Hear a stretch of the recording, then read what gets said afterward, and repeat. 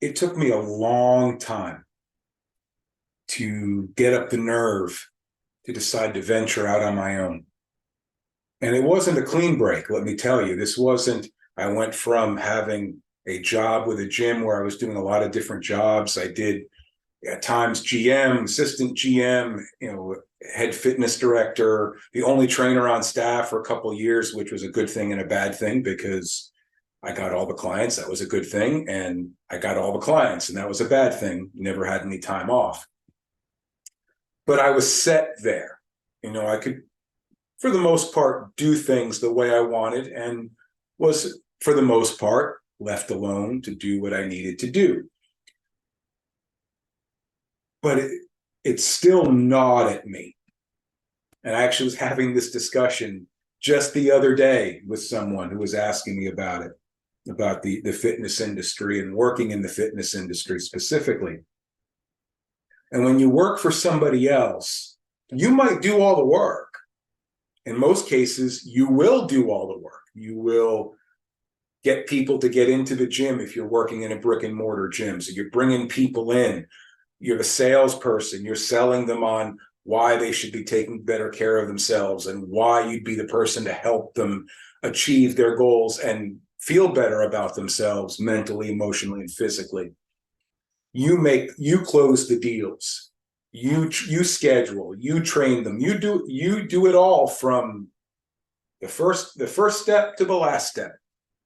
So any client that I brought in, and I know my first summer there, and you have to understand Ocean City is a resort town. So you make your money in the summer. If you don't make your money in the summer, you don't make money. And from Memorial Day to Labor Day, that first summer, 2019, I had 2 days off that entire summer. And one was for my son Zach's birthday, and one was in July, and one was a day off in August to take him to a water park because it rained on the day of his birthday when we originally planned to take him to a water park. And I was working Monday through Friday. I was doing 10 to 12 sessions a day. So you're talking most of the, majority of them are hour long, some are half hour. So 10 to 12 hours a day. Saturdays, I was doing 6 to 8 hours. So probably, 6 to 8 sessions, give or take, per day. And even coming in on Sundays, doing another 4 to 5 sessions per day. So I was, really doing well, especially after the beginning, because I wasn't getting crickets. And I was lucky to have a couple clients. And those were clients that were handed to me that were waiting for me to move from Erie, PA to Ocean City so they could start working with me, because the GM at the time felt like that we would be a good fit for one another. So I was having a real difficult time bringing in clients. But at that point, by the time the summer rolled around, so we're talking just less than 6 months in, I was bringing them in. And given the fact that there was only one other trainer at the time, and soon enough he left as well, that I was the only trainer there. So everybody that came through was mine. And I was enjoying it. My clients were great. And I was working myself into the ground, making okay money, but just okay.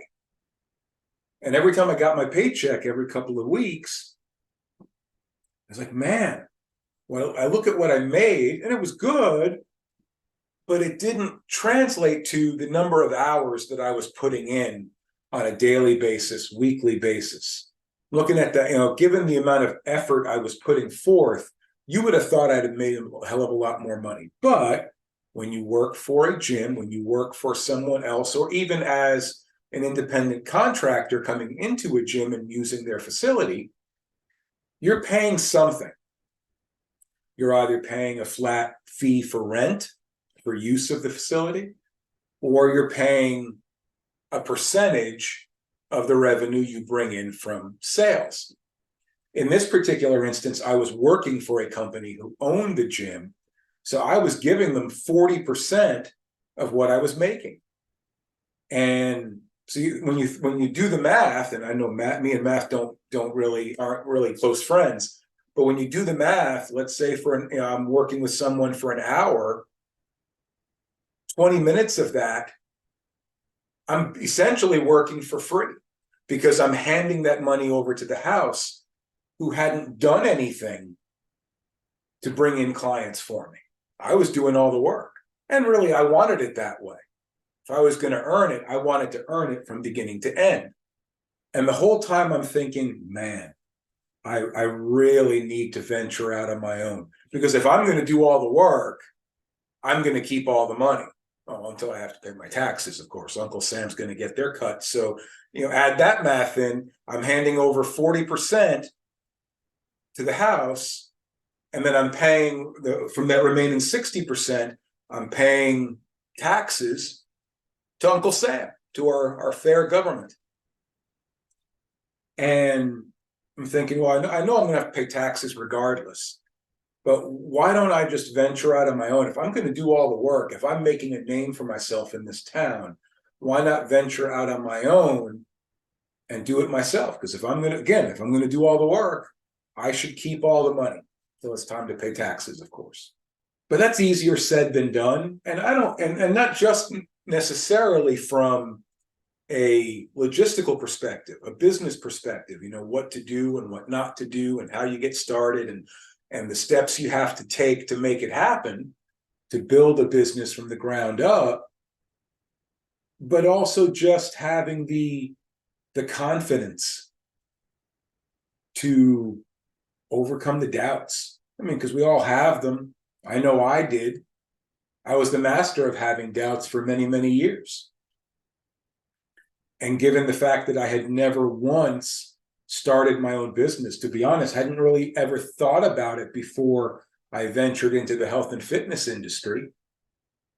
I'd always been a W-2 employee for, the previous, first, almost 3 decades of my adult career. So I continued working at the gym, and I would put that thought aside for a while. I was focused on doing a good job and taking care of my clients and making sure they were doing the things that they needed to be doing to be successful.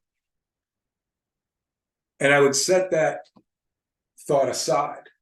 I'd ignore it, thinking, really thinking it would go away. And then I would get my next paycheck. Or I'd run into a situation that I wanted to do things a certain way and ownership wanted to do it in a different way.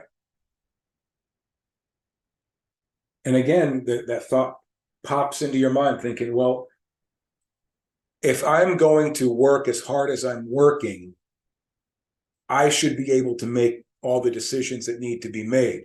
At least if I succeed, it's on me. And if I fail, it's on me. If I make the right decision, then I made it. And if I made the wrong decision, then I made it, and I'll own it. But the only way to do that is to have my own business. And I would continue to keep setting it aside because it was tough. If I was in my 20s and it was just me and I didn't have a wife, didn't have kids, then I probably wouldn't have thought anything of it and just gone ahead and done it. Because if I screw up, I just screw up my life. That's it. But I have people that count on me. And the idea of going from, at least working at the gym was a somewhat steady paycheck, not as steady as it had been in the newspaper industry, but steady enough, to going to a format where you might make some money one week or 1 month and not make any the next. And that's a scary proposition when you have bills to pay.